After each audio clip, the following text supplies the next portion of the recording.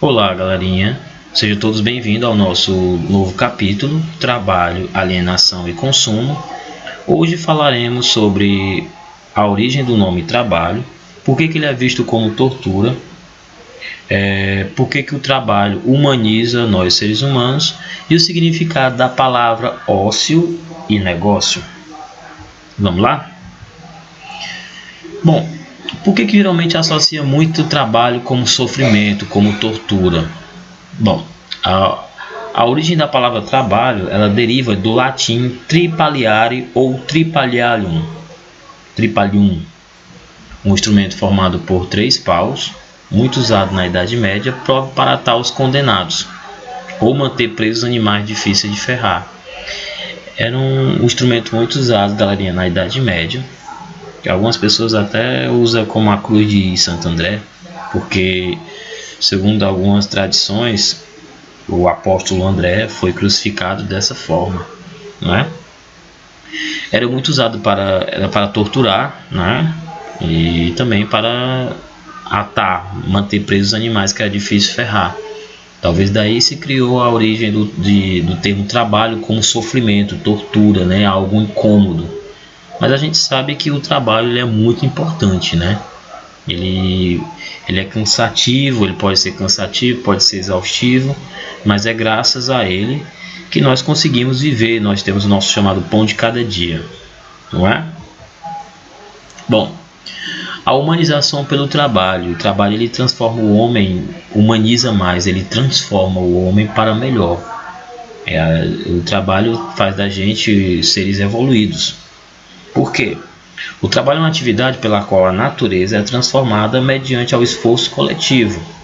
Por exemplo, parar a terra, colher frutos, domesticar animais, modificar a paisagem, construir cidades. Tudo isso é relacionado com o trabalho. E do trabalho, galerinha, surgem as instituições como a família, o Estado, a escola, a ciência, a arte, a própria filosofia.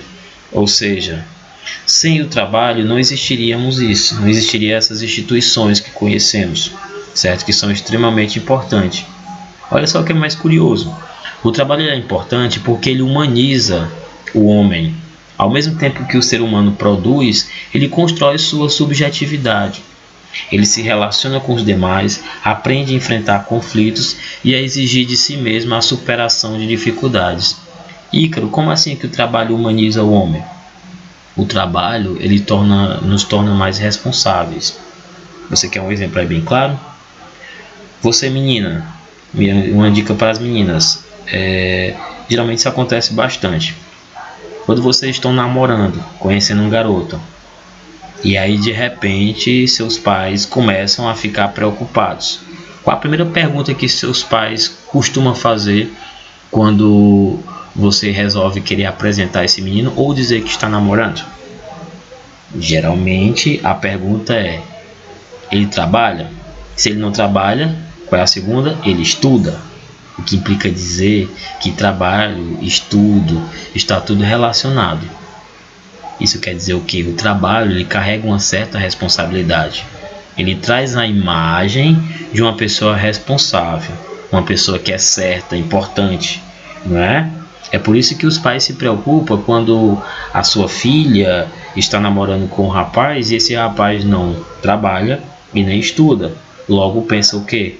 Esse menino não tem nada de oferecer, não tem um futuro bom para dar para a minha filha. Por isso fica a preocupação. Isso mostra o quanto o trabalho é importante. Por isso aqui no final fala: o trabalho liberta ao viabilizar projetos e concretizar sonhos. É através do trabalho que eu concretizo sonhos. Eu sonho enquanto não trabalho. Mas para me conseguir realizar aquilo que eu quero, eu preciso me esforçar. E o trabalho ele tem um papel muito importante nesse ponto, porque ele ajuda eu a concretizar.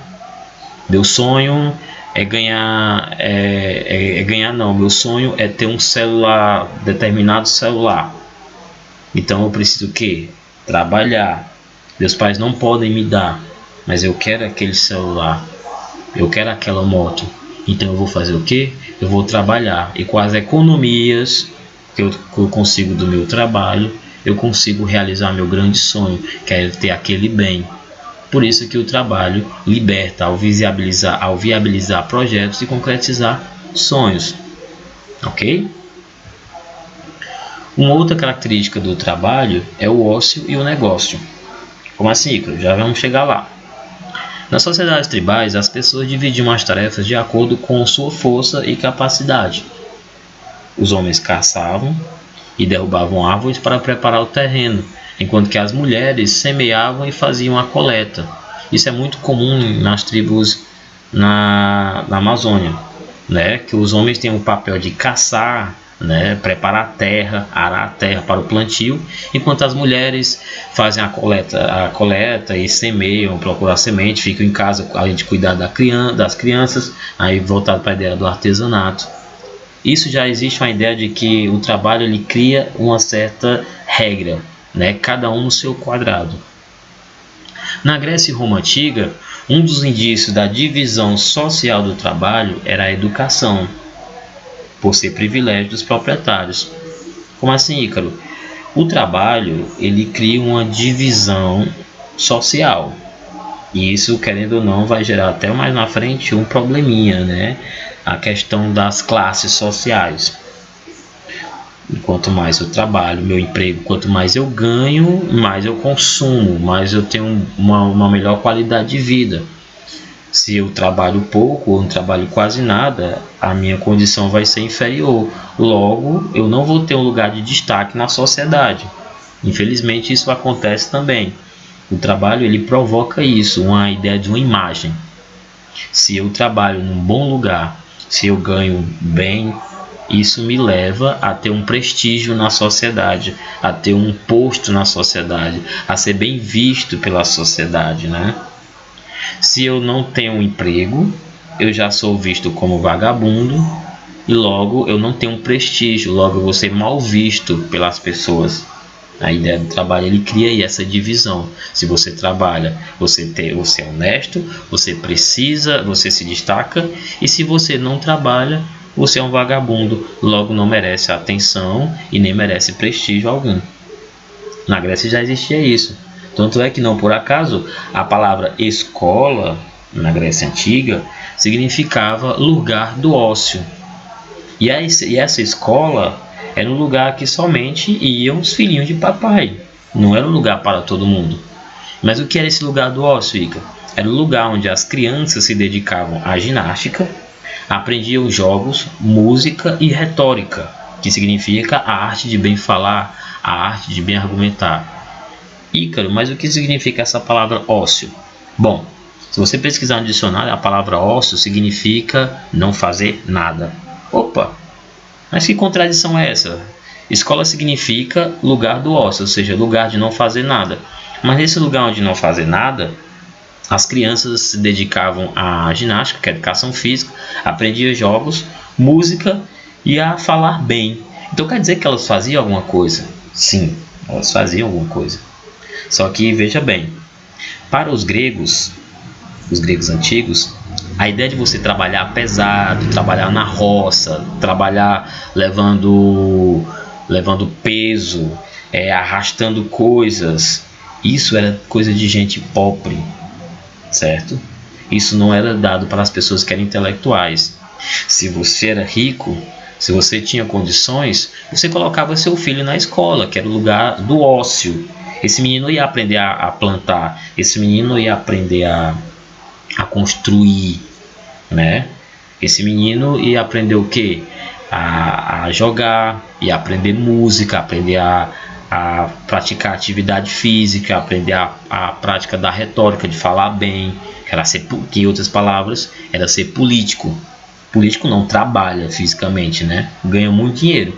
Isso era mais ou menos a ideia de escola naquela época, certo? É o que eles chamam também de ócio digno. Como assim, Ícaro? É o chamado o vagabundo digno. É você não fazer nada dignamente. Ícaro, como assim? Olha, o fato de você não fazer nada dignamente repercutia na ideia de que você era uma pessoa que se dedicava somente para isso. Eu não pego pesado, eu não limpo casa, Eu não nasci para plantar, eu não nasci para isso. Eu nasci por eu ser de uma boa família, por meus pais terem boas condições. Meus pais me colocam nessa escola, que é o lugar do ócio, onde eu só vou aprender música, retórica e jogar. Só isso. Quem não tinha condições, só lamento. A palavra negócio vem do contrário de ócio. Se ócio é não fazer nada, negócio é não ao ócio. Em outras palavras, é trabalhar.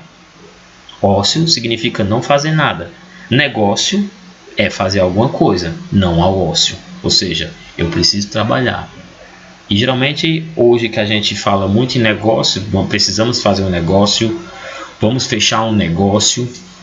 Isso quer dizer que você quer fechar um acordo, você quer trabalhar, certo? Depois do que a gente falou, esse vídeo curto, a gente vai agora praticar o que foi visto. Eu preparei aqui para vocês 5 questões, onde vocês vão copiar, certo? Dê uma pausadazinha no vídeo, dê uma paradinha. Olhe bem as questões. Vocês podem usar o livro. Se caso vocês querem usar o livro para responder as questões, é só vocês olharem na página 54, que tem a resposta. Mas não acredito que não haver necessidade, tá bom? Por que, Ícaro? Porque tudo que está aqui tem no vídeo. É só vocês voltarem ao vídeo, analisarem bem e responderem. Lembrem-se bem, copie as 5 questões e respondam. Não quero somente as respostas.